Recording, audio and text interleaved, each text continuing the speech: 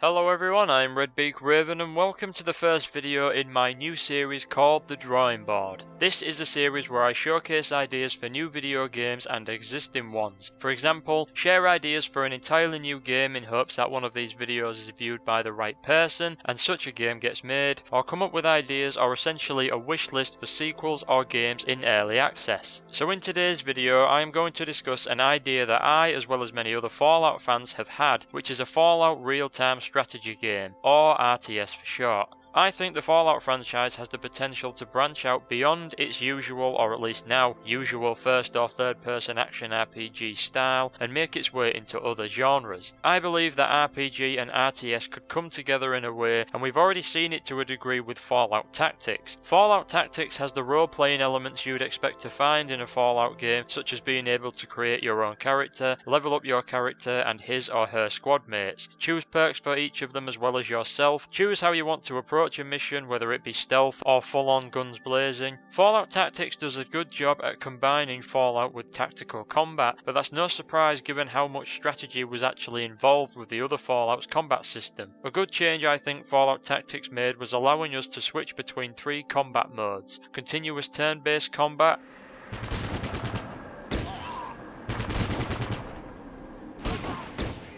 individual turn-based combat,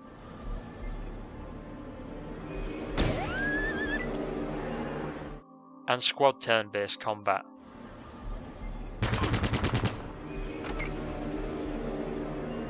Now for those who may not be entirely sure what an RTS game is, I'll just quickly run through the basics. An RTS game is a strategy game where players usually gather resources in order to purchase units that are positioned by the player, and the goal is, most of the time, to secure areas of the map while destroying their enemies' assets. Examples of these games are Company of Heroes, Lord of the Rings Battle for Middle-earth, Men of War and Age of Empires. The combat is continuous with hardly any percentages involved, nor are there any points required to hit your opponent like in Fallout we have action points. So I really like strategy games, and although I'm not a huge fan of turn-based combat but I tolerate it, it can be fun at times, and there are some cracking games out there that employ the turn-based system, such as Lord of the Rings The Third Age and, well, Fallout of course. But I'm not really talking about just a Fallout RTS. Yes, that would be good, but I would rather it be along the lines of a grand strategy RTS style game. So it would be Total War meets Age of Empires. What I mean is, my ideal strategy game would be a game that has Total War's grand strategy element, so a world map with coloured territories, a simplified trade and diplomacy system, but rather than having units consisting of hundreds of men, have units where each unit is just one person,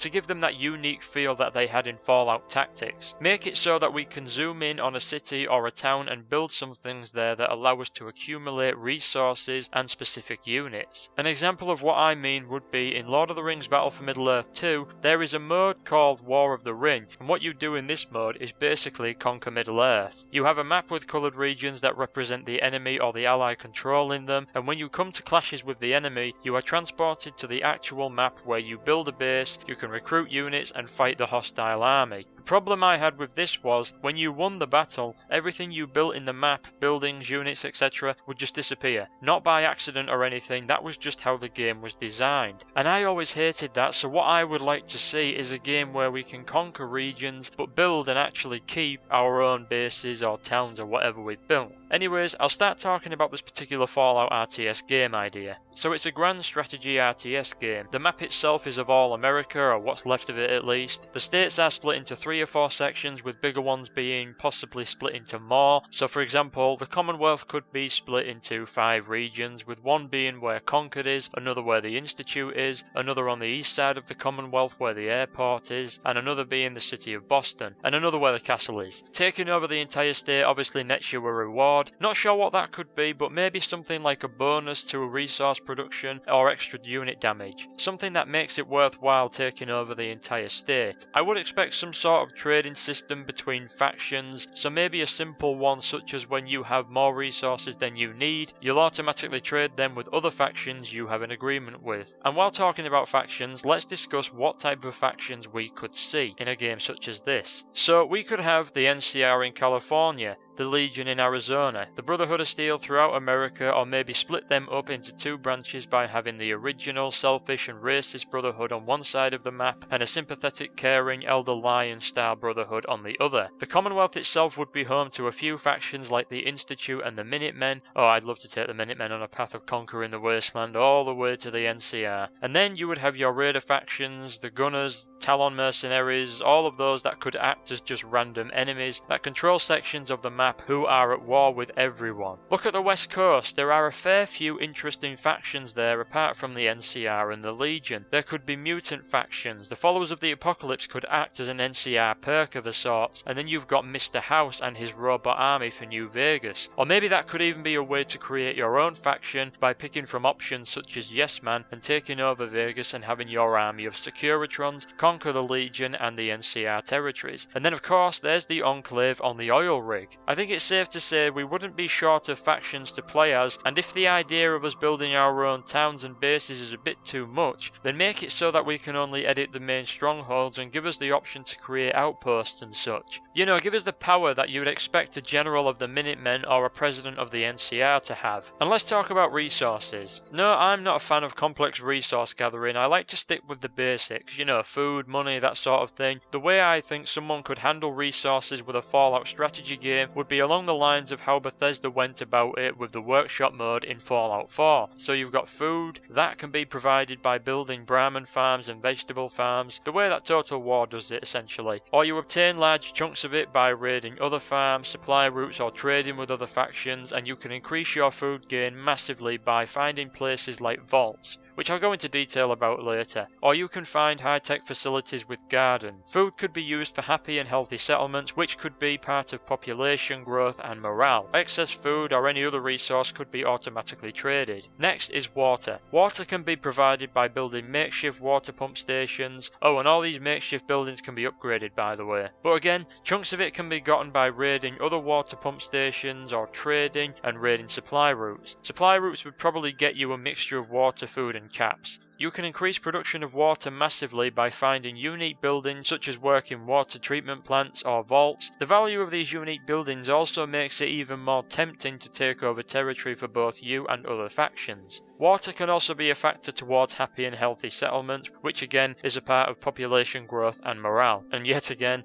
the excess is automatically traded with no need to stockpile. Then comes an extra one for this game idea: equipment. Equipment can be things such as weapons, armor, and ammo all merged into one resource. It can be provided by building makeshift factories, or large chunks of it can be obtained from trading, raiding other factories, or supply routes. This can be increased massively by taking over military bases or vaults. Equipment can be what you need to recruit specific units and take over certain places such as vaults and other non-faction strongholds and unique buildings. Could also be used for recruiting tougher units. Finally, this resource should come as no surprise: caps.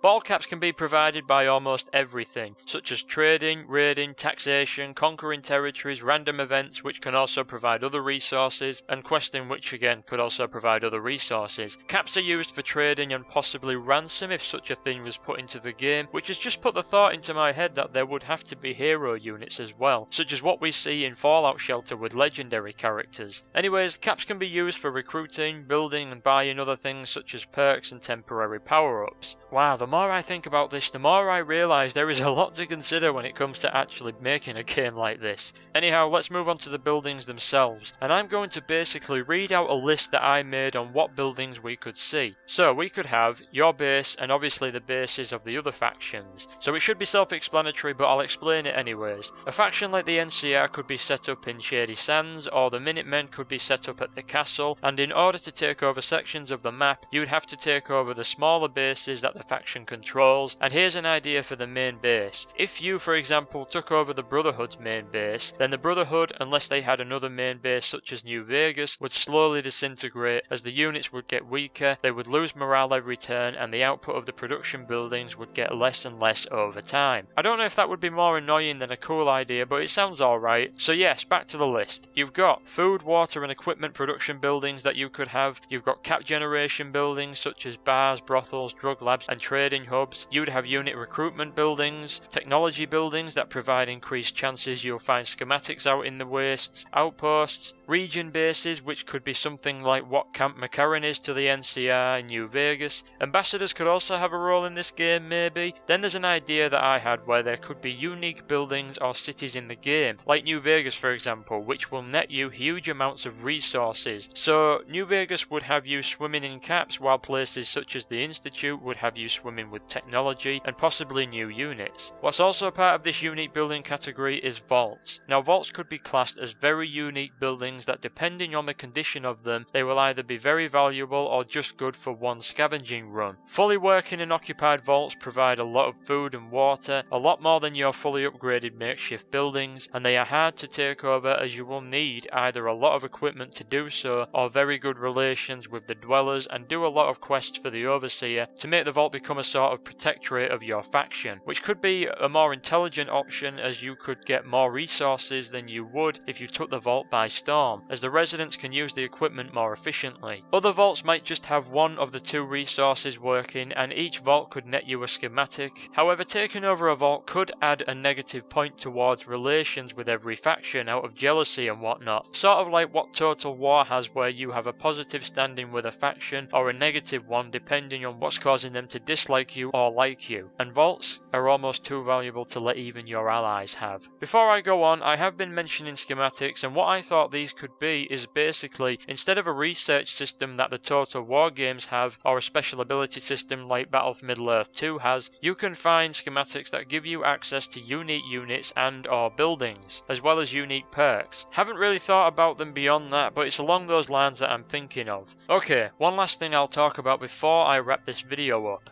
I talked about this a little bit earlier, but now I'll go into depth about what I mean when it comes to the actual units. My idea for units is that you have single person units rather than a unit that consists of 10, 20 or 100 men, the usual type of unit you'd see in an RTS game. This is so that it has the Fallout Tactics feel, so you could have it where you have up to 30 units, but that doesn't mean you can have only 30 people on the battlefield, as for example, if you were playing as the Brotherhood, then you could recruit a vertibird unit that consists of a gunner and a pilot, and then you could land the vertibird, get both the pilot and the gunner to disembark, and therefore you have an extra guy on the map. Or maybe have units that come with robots and they don't count towards the maximum amount of soldiers that you can have. I think 30 is an ideal number, as with the world that Fallout is, there wouldn't really be large scale battles that consist of 300 or more men, so maybe for player ease as well as technical limitations, they could have it so that you could have 30 units when in most battles, but 50 units when assaulting main strongholds. I'm thinking along the lines of Men of War, as you can take control of each and every man in that game and add items to his inventory and level him up, etc. However, that game tends to treat the units like cannon fodder, so maybe our guys in this RTS wouldn't die so easily. Maybe just go with how it was in Fallout Tactics and make it so that each unit has the option to be unique in a way. Let us customize them, choose where they go, or let us take them all on one long journey across the waste to take over a faraway stronghold. Give it that Fallout role-playing element that we all love.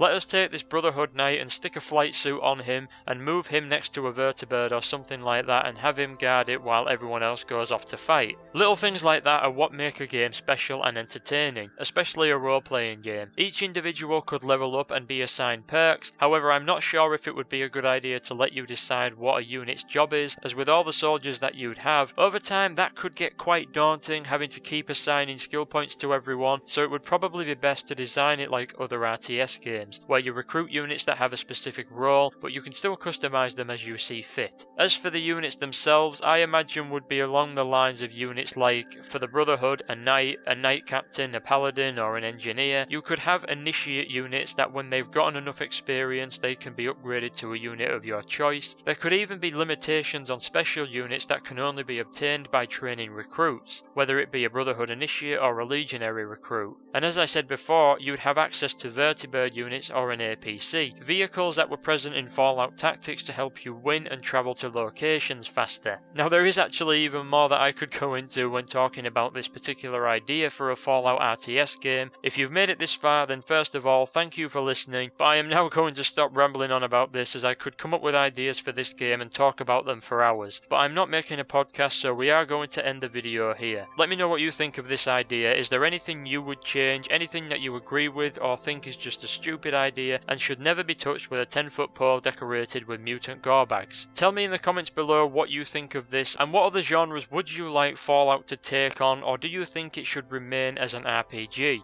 I would really like to know what your thoughts are, and of course, spread the word about this. Maybe someday this might actually happen. So that is my idea for a Fallout RTS game. Thank you so much for watching. Until next time, I'll see you soon.